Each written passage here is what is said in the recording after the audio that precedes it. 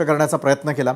अतुलजी, मला आपल्याला विचारायचं आहे की काल ज्या प्रकारची प्रतिक्रिया ही संसदेच्या बाहेर माध्यमांशी बोलताना स्वतः प्रियंका गांधी यांनी देखील दिलेली होती आणि त्यांचं म्हणणं आहे क्रूरता आहे ही, आणि क्रूरतेबरोबरच कुठेतरी लोकशाहीला घातक असलेली ही घटना दुरुस्ती आहे। ते कसं हे मला आपल्याकडून समजून घ्यायचं। आता बघा, मी पहिले पाठक साहेबांचे 2-3 मुद्दे जे आहेत ते त्यांना आठवण करून देतो। नक्की। 3 शेतकरी काळे कायदे 12 मिनिटात पास झाले। तुमच्याकडे बहुमत होतं 303चं, तुम्ही कोणाचं ऐकलं नाही, चर्चा पण केली नाही, पारित केले। मग यूपीच्या निवडणुकीला घाबरून तुम्ही ते 12 मिनिटातच परत घेतले। का आणले ते पण सांगितलं नाही आणि नंतर परत घेतले ते पण सांगितलं नाही, जेव्हा की 25 लाख करोडचा बिझनेस हा अदानीच्या घशात घालायचा होता हे सिद्ध झालेलं होतं। आणि जवळजवळ 11 महिने शेतकरी जे आहे ते दिल्ली बॉर्डरच्या बाहेर होते, चर्चा केली नाही। सगळ्यात मोठा आयपीसी, सीआरपीसी आणि सीपीसी याच्यामध्ये बदल केले।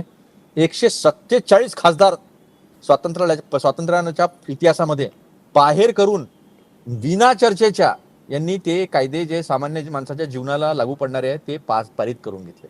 आता राहिली प्रश्न यांच्यातला चारित्र्याचा प्रश्न। आमच्या याच्यामध्ये 1982 ला बॅरिस्टर अंतुले, निलंगेकर, नंतर अशोक चव्हाण साहेब आणि असे अनेक राजीनामे जे आहेत, शिवाजीराव निलंगेकर गृहमंत्री होते, त्यांचे राजीनामे कुठल्या कारणासाठी घेतले होते? कपडे बदलले हा आरोप होता। आता तर असं कारण असेल तर नरेंद्र मोदींना रोज 3 वेळा राजीनामा द्यावा लागेल।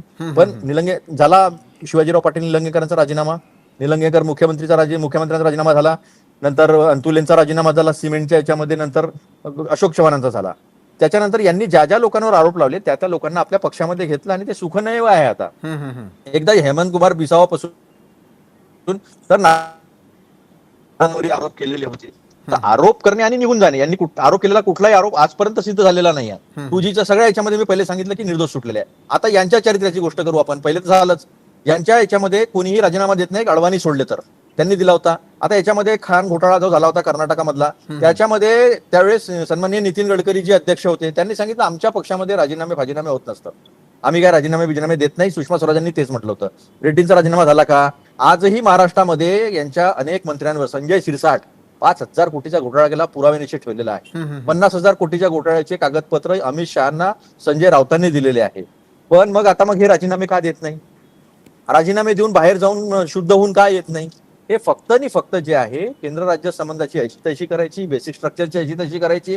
निर्दोष सुटल्यानंतर काय करायचं? सत्येंद्र जैन आता निर्दोष सुटले, कलमाडी 12 वर्षानंतर निर्दोष सुटले, यांच्याकडे पुरावाच नव्हता। अनेक लोक यांनी आरोप केलेले आणि त्रास दिलेले आता सुटले, त्यांच्याकडे पुरावा नाही, पण त्यांचं आयुष्य पूर्ण उद्ध्वस्त झालं। पण ते जाऊ द्या, पॉलिटिकल इन्स्टॅबिलिटी आणि सगळं केंद्रीकृत जे आहे तो करण्याचा जो प्रयत्न आहे, कारण वोट चोरी केलेली आहे आणि वोट चोरीतून आपण निवडून येऊ शकतो। 1 नेशन 1 इलेक्शन जे करायचं आहे त्या वोट चोरीतून एकदा निवडून आलो आपण की पुन्हा निवडणुकीची गरज नाही, कारण हे मॉडेल यांचं चायनाचं आणि रशियाचं आहे। पुन्हा निवडणुकीची गरज नाही आहे, म्हणून हा सगळा आटापिटा तो चोरी पकडल्या गेली आणि ती चोरी पकडल्या गेल्यामुळे कुठतरी लोकांचं डायव्हर्शन करण्यासाठी या सगळ्या गोष्टी करत आहेत। आता लोकांनी निवडून दिलेला मुख्यमंत्री तुम्ही असंच घालून देणार जेलमध्ये आणि नंतर मग आमचा जो पुरावे नाही आहे। 7 वर्ष 2G 3Gच्या याच्या केसमध्ये जज म्हणले 7 वर्ष मी 11 पासून 7 वाजेपर्यंत बसून राहिलो, एक पुराव्याचा एवढा चिटोरा सुद्धा बीजेपीच्या लोकांनी आणून दिलेला नाहीये। ते किरीट सोमय्या बोंबा ठोकत होते। त्यांनी एका कार्यक्रमामध्ये सांगितलं अशाच वाहिनीच्या की आम्हाला ठरवलेलं होतं, पक्षाने सांगितलं होतं की तुम्ही अशा पद्धतीचे आरोप करा, मी गेले। त्यांचं उत्तर नव्हतं सांगायला की आता काय झालं।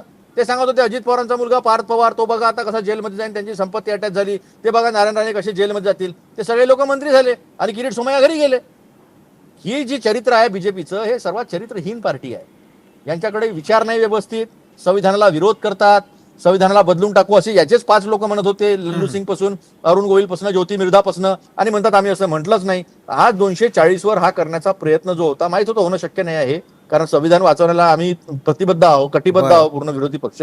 पण ते जो प्रयत्न होता तो हा जो वोट चोरी आहे याच्यापासून कुठेतरी प्रत्येक वेळेस लक्ष तिकडे करण्यासाठी हा प्रयत्न आहे। तिकडे मोठी यात्रा सुरू आहे, लाखो लोक जे आहे ते रस्त्यावर आहे आणि त्याच्यामुळे हे सगळं घाट घातलेलं आहे। हे असं काही होणं नाही आहे आणि हे असं होणं शक्य पण नाही आहे।